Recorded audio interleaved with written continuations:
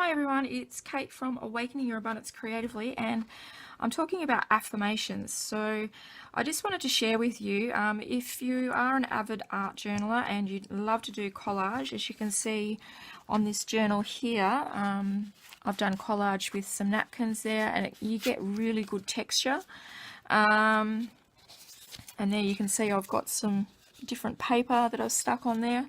So in regards to your affirmations, when you write them out, like I have books full of just written affirmations out, and it feels like a waste just to leave them there. So what I like to do is tear them up and actually collage them onto a page.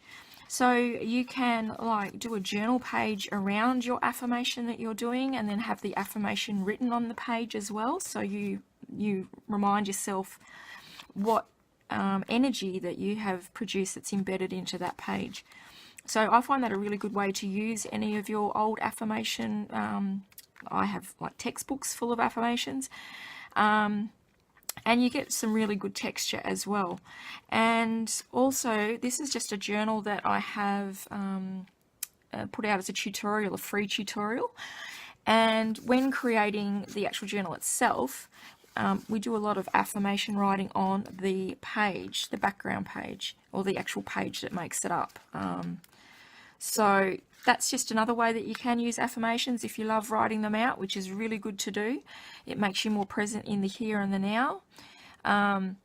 Write them out in a scrapbook, or write them out in your journal and then collage over the top of it.